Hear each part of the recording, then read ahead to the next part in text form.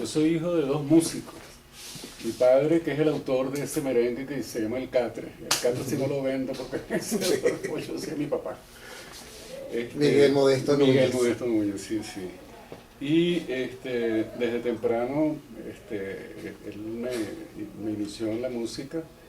Me regaló un acordeón, recuerdo, y comencé unas clases de piano con el profesor Sergio Moreira, que era el maestro del programa que hoy es la Miguel Antonio Caro, de los maestros que querían licenciarse y tener un apoyo,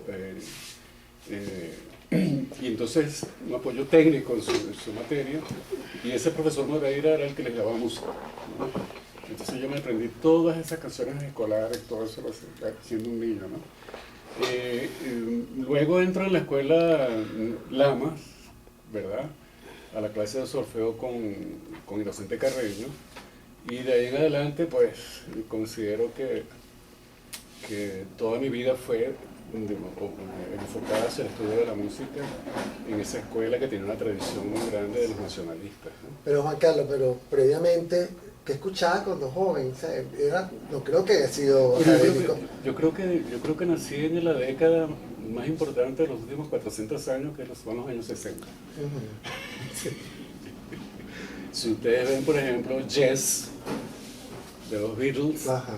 parece una película de oligofrénico, ¿no? Sin que eso sea un hándicap, porque había tanta libertad que la película, es decir, todo lo que escuchamos es de una sencillez y una libertad total.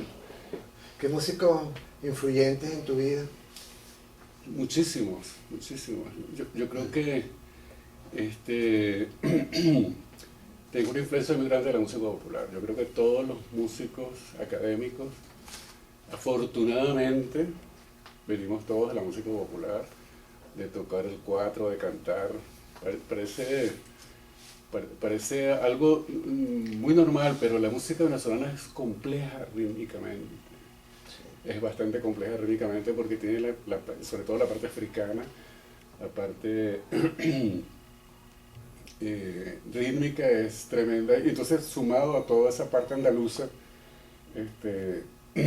te da una visión de la música como algo sensual, como algo como es la música, ¿no? Algo que no es intelectual, sino que es un fenómeno. Yo estudié historia en la Central.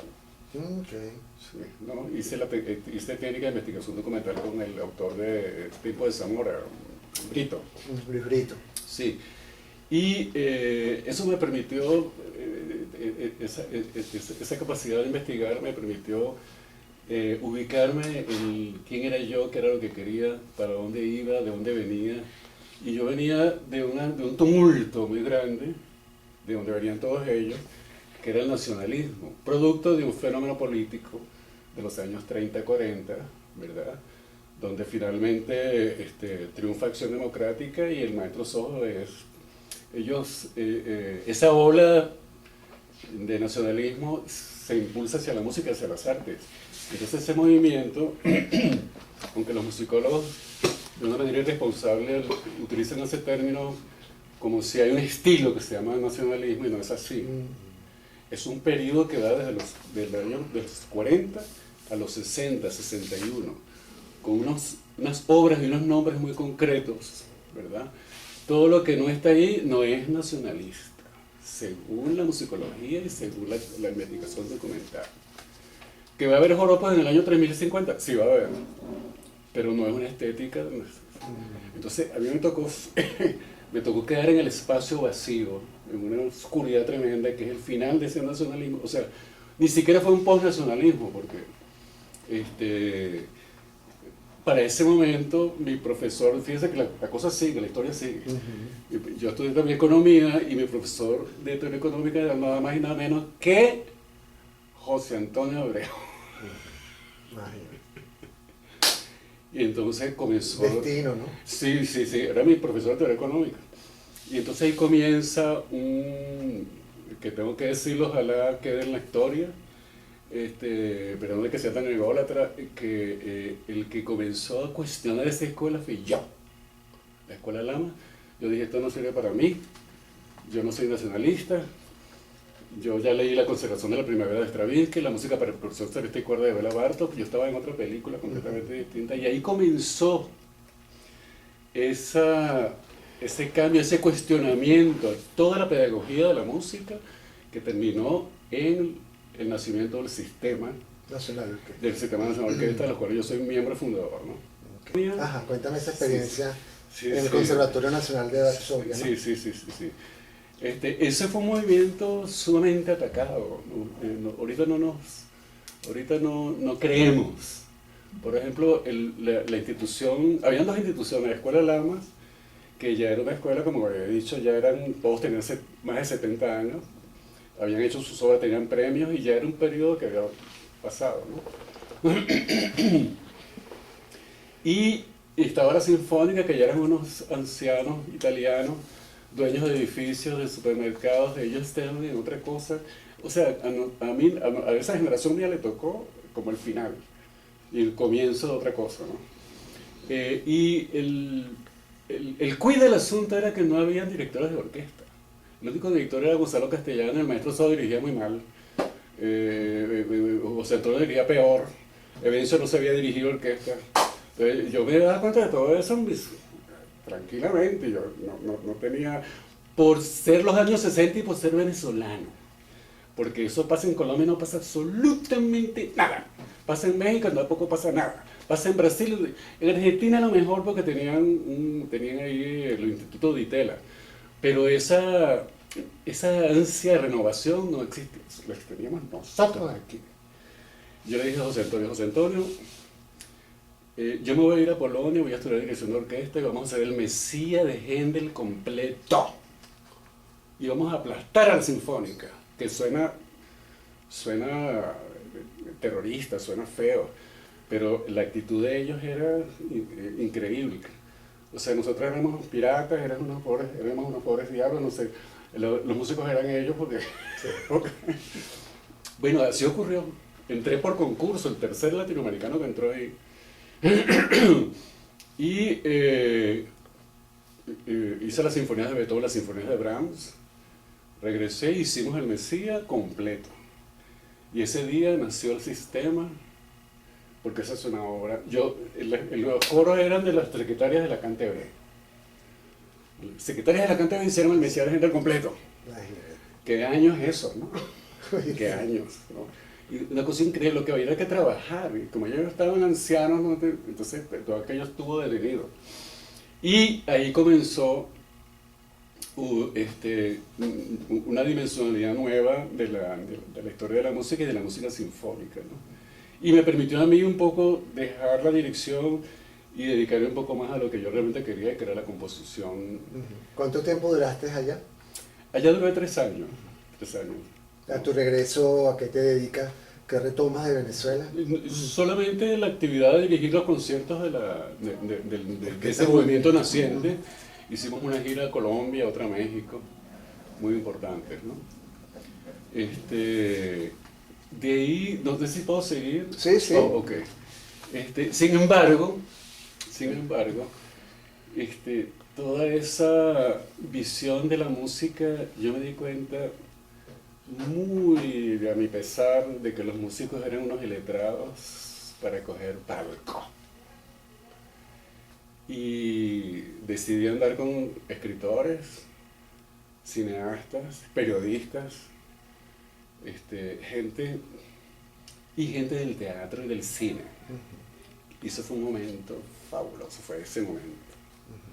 Donde mientras que los músicos, por su misma naturaleza de estar unidos... ¿Ese alejamiento? Sí, claro, porque es que hay... Para tú poder entrar en el mundo de la orquesta tienes que aceptar la historia de la música europea, ¿no? Y si no haces eso, eres un ignorante. Te volviste loco y crees tú que tú eres, tú eres la gallina al huevo de una sola vez, y no es así. Tú tienes que conocer toda esa historia, por lo menos desde el Renacimiento hasta el siglo XX. Pero esto para los venezolanos no tenía la menor, lo que los venezolanos querían en ese momento era hacer cine, novelas, hacer cosas, y que fue ese momento maravilloso entre los años 60, 70 y 80 que no volverán, ¿no? Sí, Una explosión, mientras que los músicos se quedaban en la cosa, y por eso,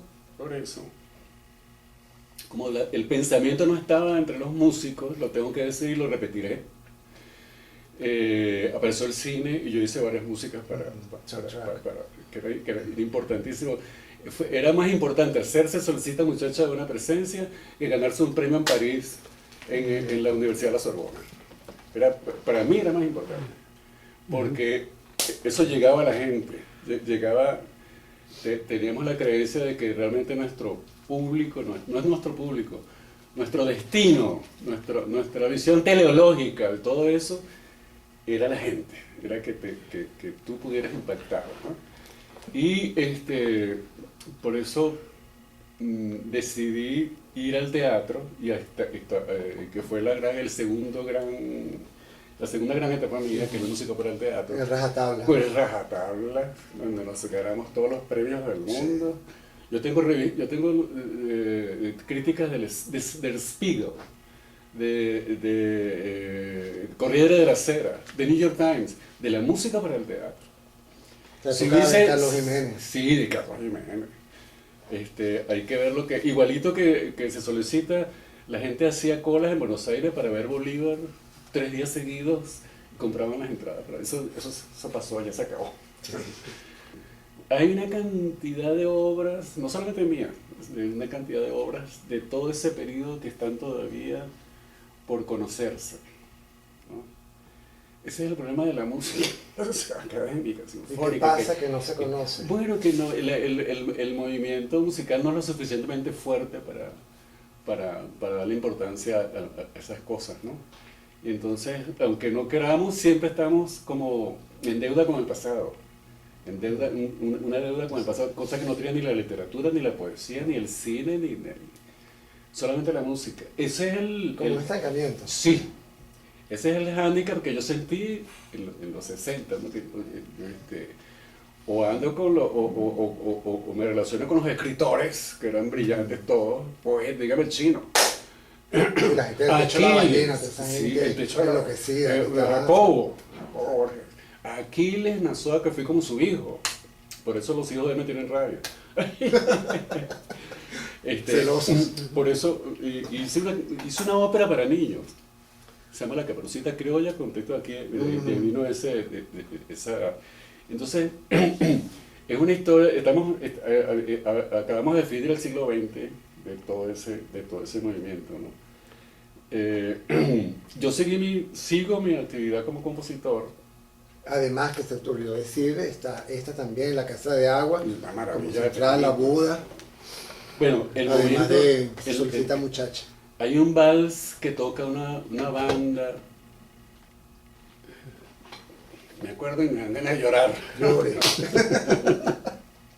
Cuando muere Cruz Almerón, es la vida de Cruz Almerón, ¿no? Y entonces él empieza, como le dio lepra, tiene como un episodio final, pero no moría. Entonces se acerca una viejita y le dice, muérete por favor para que llueva. Oye. Y él muere. Entonces hay una banda del pueblo que toca. Y Jacobo puso a tocar la banda, a la gente a cargar el féretro y la lluvia. Sí, sí. Es una escena tremenda, ¿no? Es un vals que toca una banda mientras eso tú no lo veías en la música, pero claro, nunca. La música era un ritual muy serio, muy lejano, muy separado, ¿no? Sí, yo me daba perfectamente, sí, yo me daba cuenta perfectamente de eso y no quería pertenecer a esa ficción, ¿verdad? Está como ese herramienta también. Tremendo, sí. Esencialmente... La musa. Sí, esencialmente las obras mías tienen como un referente siempre, ¿no? Especialmente en la ópera, ¿sí? Que es lo que quiere decir justamente, por ejemplo, hay una ópera mía que se llama El tambor de Damasco, que es el escritor es Mishima, ¿verdad? Y yo diría que hay dos vertientes. Una, la música sinfónica pura, que con formas libres, ¿verdad? Y otra es la música para el teatro, con la ópera. No voy a incluir la música de cine ni el teatro, porque estamos hablando de la orquesta, ¿no? Exacto. Entonces, yo diría que es una estética Núñez, que es lo que me convencía y que tenía que hacer en mi vida, ¿no? Porque ¿qué pasa con la música en México, Colombia, Brasil, Argentina? Si, los que como yo hacen música, ¿verdad? Siempre el referente europeo los ha liquidado, con excepción de algunos mexicanos, como Silvestre Revuelta, que su obra Sensemayá es prácticamente el ataque de los toltecas a los aztecas. Esa música fantástica. Es un ataque, ¿no? Una música tremenda, de un ritual tremendo, yo dije por aquí. En oposición a un lirismo trágico que ostentaban, o sea, en la música, los nacionalistas tenían una explosión de cascadas y cuestiones del país, y entonces eso se alternaba con una tristeza que no sabíamos de dónde venía. Y yo dije, no,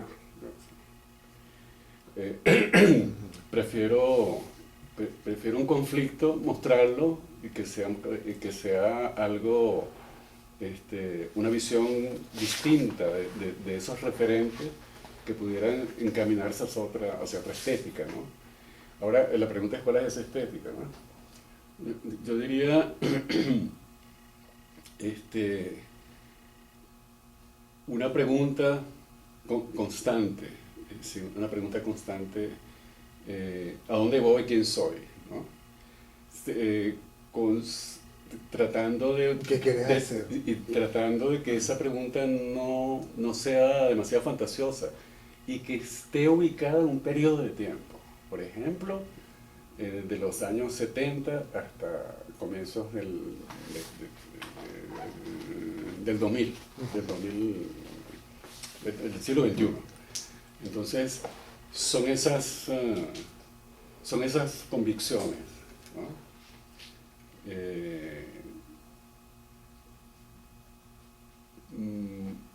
Una ubicación en el tiempo, y que esas obras solamente puedan ser ubicadas en ese periodo y que representen ese periodo, ¿no?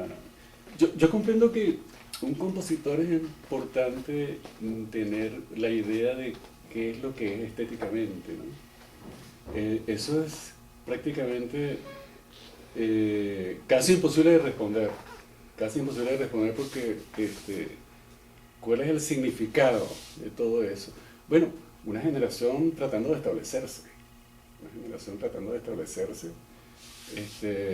con los elementos de la orquesta, respetando, conociendo todo el discurso de la música europea para orquesta, ¿no? Parece muy simple, pero tiene sus complicaciones, porque tú me dirás, bueno, pero ¿cuál es el significado de eso? Esa lucha, ese momento y la otra pregunta, pero no llegó nunca a establecerse eso. Sí, con las óperas. Sí, con las óperas. ¿Qué hago yo? ¿De qué vivo? De dar clases de composición, ¿no? Y entonces, tengo muchos alumnos que se han ganado premios. Yo tengo 3 premios, primero, segundo y tercero, de 3 alumnos míos en Radio Francia. ¿Por qué? Porque yo he dejado la pedagogía musical, que me parece que está llena de... Es como decirte, esto es lo que no debes hacer, desde mi punto de vista, por supuesto. Y me fui a la semiótica, que es la ciencia de los significados, que es como anillo al dedo para el creador, que es la semiótica. Recordemos que Wittgenstein, que es decirle, no descalificar, pero considerar a la filosofía como un juego, como una sopa de letras, como dice Wittgenstein, ¿no? Y mirar, mirar con mucha objetividad los valores que dejaron de tener significado, como por ejemplo el nacionalismo, ¿no? Y qué es lo que en este momento el ser humano, cuál es su discusión en este momento, para que eso tenga un significado y sea un tu obra sea un significante, para que tu obra signifique eso. Entonces, va por ahí, va por ahí. No es una inspiración como el poeta, porque pasó un pájaro, entonces él escribió algo en ese momento, no. Estás durmiendo a medianoche, te llega una idea. No. ¿Cuál es el entramado de eso? ¿Qué es lo que eso quiere decir? ¿Para dónde va eso y qué es lo que quiere? Cómo? Exactamente que un periodista con un telediario. ¿Qué es lo que le voy a decir a la gente hoy? ¿No? Que es el cambio que tenía que ocurrir en la música en Venezuela. Que es cortar con el nacionalismo, que es algo casi imposible. Yo, por ejemplo, si no toco cuatro, no me siento venezolano. Eso no tiene nada que ver con la música sinfónica ni con el destino de una obra, ¿no? Hay un prejuicio con los arreglos, hay un prejuicio con el arreglista como si es un zapatero, un pintor de brocha gorda, es lo contrario. Está pintando encima. Es lo contrario, tú tienes que manipular las ideas de otro. Tú tienes que manipular las ideas de otros y no transformarlas en algo que no es. Entonces, eso para la creación es... no me arrepiento de ser arreglista, mucho menos. Puedo arreglar una orquesta de salsa sin ningún problema. Que creo que es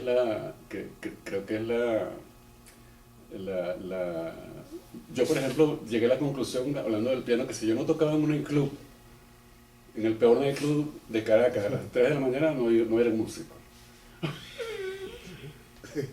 Hasta que lo hice muchas veces y me quedé con eso, ¿no? Sí, sacaste esa piedrita. Sí. Por lo menos, ¿cuánto tiempo dura, por lo menos componiendo? En este caso, la Misa de Resurrección, ¿cuánto tiempo te llevó ese trabajo? Un año. Sí. Un año porque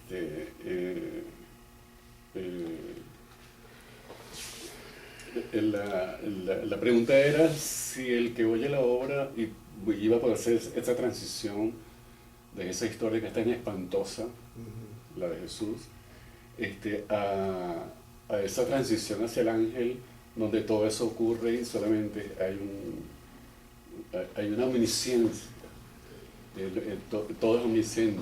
Y